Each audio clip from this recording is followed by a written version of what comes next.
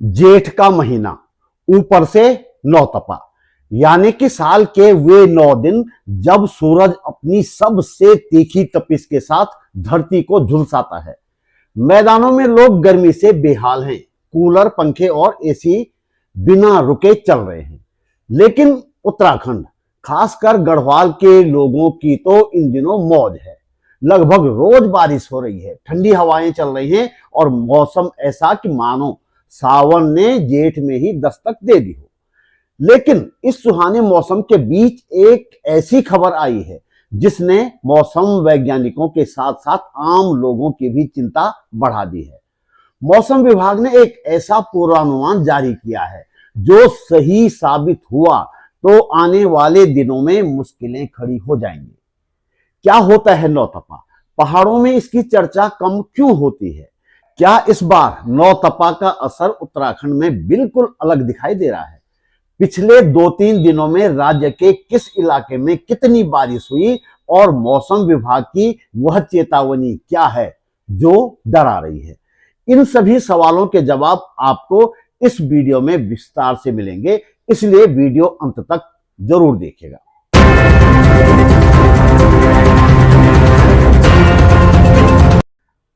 नमस्कार, बात बोलेगी चैनल पर आपका स्वागत। मेरा नाम है त्रिलोचन भट्ट और मैं करता हूं जन सरोकारों की बात।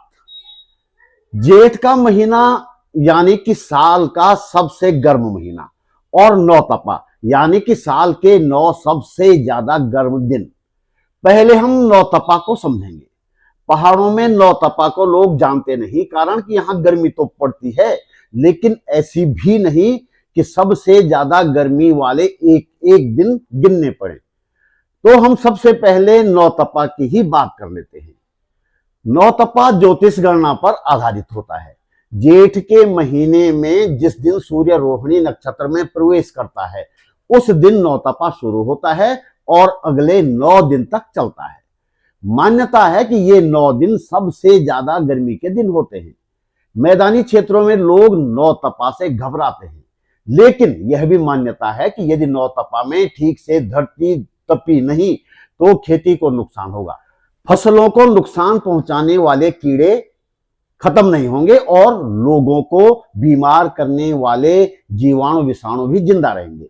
इस दौरान लगातार गर्म हवाएं चलती हैं, पानी सूख जाता है और धरती पर कई जगह दरारें देखी जा सकती हैं। नौतपा वाली बात चलन में न होने के बावजूद पहाड़ों में भी इस दौरान अच्छी खासी गर्मी पड़ती है, लेकिन इस बार मौसम सुहाना हो गया है। देहरादून सहित राज्य के ज्यादातर हिस्सों में 20 मई इस सीजन का अब तक का सबसे गर्म दिन था। देहरादून में अधिकतम तापमान 40.6 डिग्री सेल्सियस दर्ज किया गया था। 21 मई को अधिकतम तापमान देहरादून में 39.2 डिग्री सेल्सियस और 22 मई को 39.6 डिग्री सेल्सियस रहा। 23 मई को 38.3 डिग्री सेल्सियस दर्ज किया गया। 24 और 25 मई को फिर तापमान 40 डिग्री से ऊपर 40.4 डिग्री सेल्सियस दर्ज किया गया। 26 मई को पहाड़ों में बारिश का सिलसिला शुरू हुआ। पिथौरागढ़ में कई जगहों पर तेज बारिश हुई और पूरे राज्य में तापमान में गिरावट आई। देहरादून में इस दिन अधिकतम तापमान 38.6 डिग्री सेल्सियस रहा। 27 को तापमान में कोई खास बदलाव तो नहीं हुआ, लेकिन मौसम विभाग ने राज्य के कुछ हिस्सों के लिए बारिश और ओले गिरने का ऑरेंज और येलो अलर्ट जारी किया। 28 मई को टेम्परेचर में कुछ और गिरावट आई और कहीं कहीं बारिश हुई। कालसी में सबसे ज्यादा 76 मिलीमीटर, यमकेश्वर में 74 मिलीमीटर, मसूरी में 71 मिलीमीटर और देवप्रयाग में 69 मिलीमीटर बारिश हुई। इसके साथ ही टिहरी, पिथौरागढ़, चौखुटिया, पौड़ी, देहरादून, रानीखेत, रानीचौरी और दूसरे भी कई जगहों पर अच्छी खासी बारिश इस दिन दर्ज की गई। इस बारिश से पूरे राज्य में तापमान में बड़ी गिरावट आई। 29 मई को देहरादून का अधिकतम तापमान 33.9 डिग्री सेल्सियस दर्ज किया गया। 29 को भी कई जगहों पर जमकर बारिश हुई। सबसे ज्यादा करीब 70 मिलीमीटर बारिश देहरादून में दर्ज की गई। इसके अलावा यमकेश्वर, कौसानी, त्यूणी, चमोली, रुद्रप्रयाग और दूसरी भी कई जगहों पर 29 मई को अच्छी खासी बारिश दर्ज की गई। 30 मई को देहरादून सहित राज्य के ज्यादातर हिस्सों में मौसम सुहाना बना रहा। ठंडी हवाएं चलती रही और दोपहर के बाद कई जगहों पर तेज बारिश के साथ ओलावृष्टि भी हुई। मई का महीना तो गुजर ही गया समझो। बीच में तेज गर्मी वाले कुछ दिनों को छोड़कर बाकी हम सब लोग इधर उत्तराखंड वाले मौज में रहे। लेकिन आगे क्या होने वाला है? मौसम विभाग ने जो अपने पूर्वानुमान के रूप में संकेत दिए हैं वे चिंताजनक कहे जा सकते हैं। पृथ्वी विज्ञान मंत्रालय की ओर से जारी किए गए मानसून सीजन के पूर्वानुमान के अनुसार आने वाले दिन बहुत अच्छे नहीं रहने वाले हैं। जून में सामान्य से ज्यादा गर्मी और मानसून सीजन में सामान्य से कम बारिश होने की आशंका इस पूर्वानुमान में जताई गई है। हम चलिए विस्तार के साथ इस पूर्वानुमान की बात कर लेते हैं।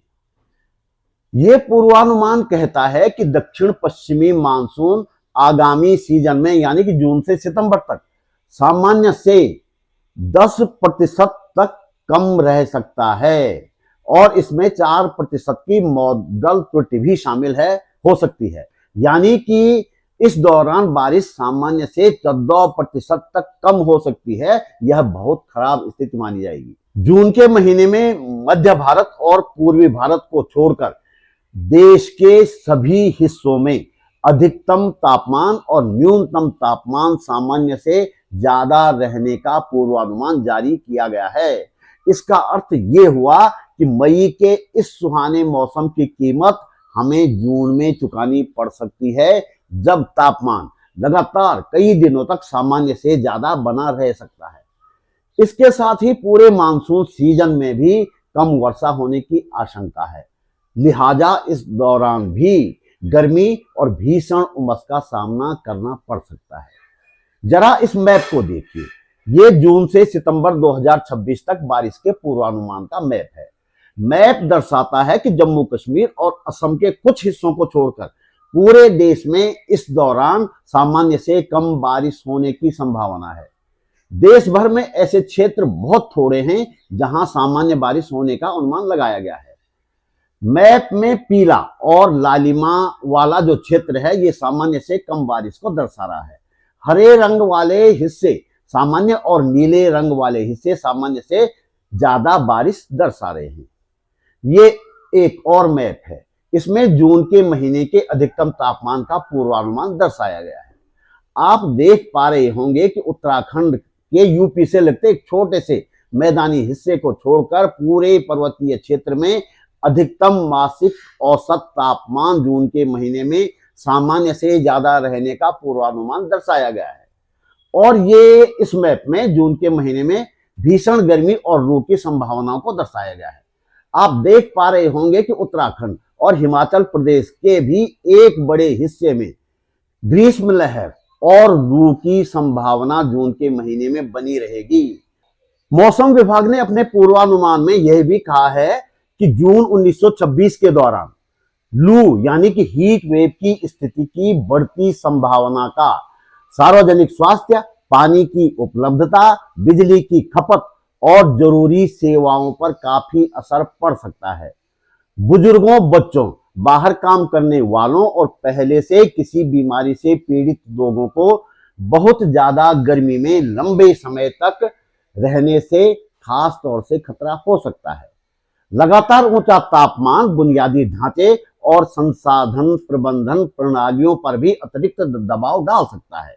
संभावित स्थितियों को देखते हुए राज्य सरकारों और जिला प्रशासनों को सलाह दी गई है कि वे जरूरी तैयारी के उपाय करें। आम लोगों को सलाह दी गई है कि वे आधिकारिक पूर्वानुमानों और चेतावनियों के बारे में जानकारी रखें और एहतियाती उपायों का पालन करें, जैसे कि शरीर में पानी की पर्याप्त मात्रा बनाए रखना, दोपहर के सबसे गर्म घंटों में घर से बाहर कम निकलना और कमजोर लोगों का विशेष ध्यान रखना।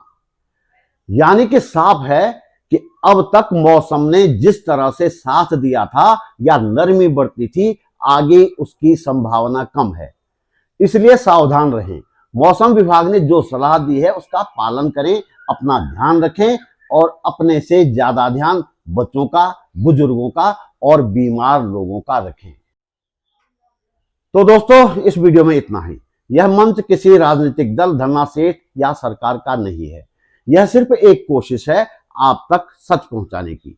घोर आर्थिक संकट के बावजूद और बिना संसाधनों के हम ये प्रयास कर रहे हैं, क्योंकि हम जानते हैं आज के दौर में सच सबसे बड़े संकट में है। सच की यह आवाज तभी जिंदा रहेगी जब आप हमारे साथ खड़े होंगे। अगर आपको लगता है कि सवाल पूछते रहना जरूरी है, तो जितना आपसे बन पड़े आर्थिक सहयोग जरूर कीजिएगा। आप वीडियो के नीचे ज्वाइन बटन पर जाकर सहयोग दे सकते हैं।